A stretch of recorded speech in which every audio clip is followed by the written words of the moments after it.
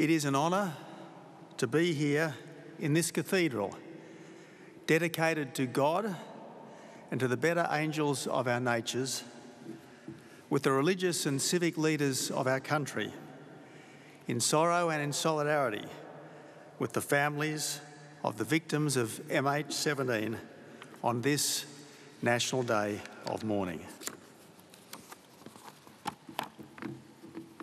3 weeks ago tomorrow, the families of 38 Australians woke up to the very worst news imaginable.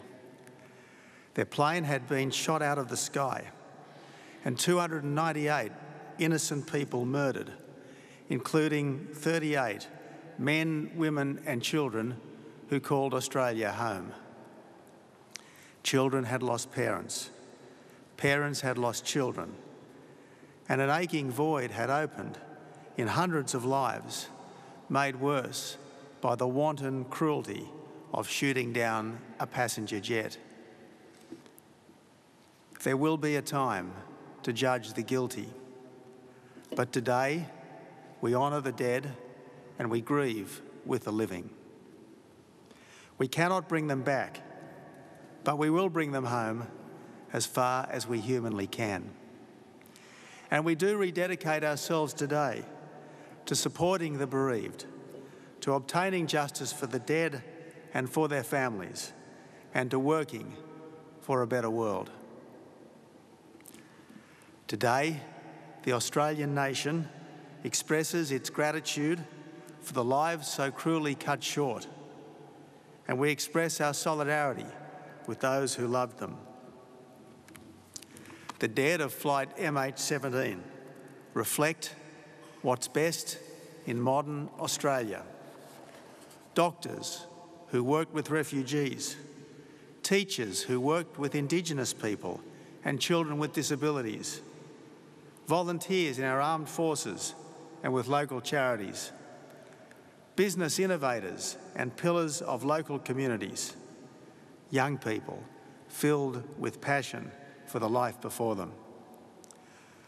What could be more typical of modern Australia than a Malaysian married to a Dutchman raising their children in outer metropolitan Melbourne? And what predicament could be more heartrending than that of a family now bereft of the children that are every parent's greatest joy? When those we love are snatched away, nothing can ease the pain.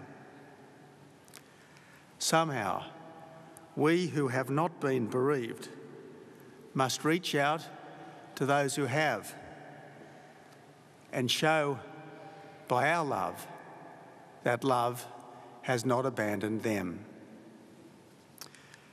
You have not been abandoned, and you never will be. As the news of this atrocity broke, right around our country, friends and family began calling and visiting those whose world had been shattered. Within a couple of hours, consular officials were making contact with families to let them know that their country was with them in their darkest moments. Within 24 hours, hundreds of personnel had been mobilised in Canberra, and hundreds more were being mobilised to go abroad to bring home our dead with respect and with dignity. Hundreds of unarmed Australian police and military have been working around the clock to recover remains and belongings from a war zone. Because this is what Australians do in times of trouble. We reach out to people and do what we can to help. We try to create order in the midst of chaos, and we try to inject decency into the vilest of situations. We cannot fill the void in people's hearts. We cannot dull the ache of loss. We cannot resolve the mystery of needless suffering and death. But we can armour ourselves against despair by responding to evil with good, unconquerable good. As the Maslin family have so beautifully put it, love conquers hate. So I salute all those who have rallied to their fellow Australians and to all the other victims of MH17. And I especially acknowledge Air Chief Marshal Angus Houston, our envoy in the Ukraine.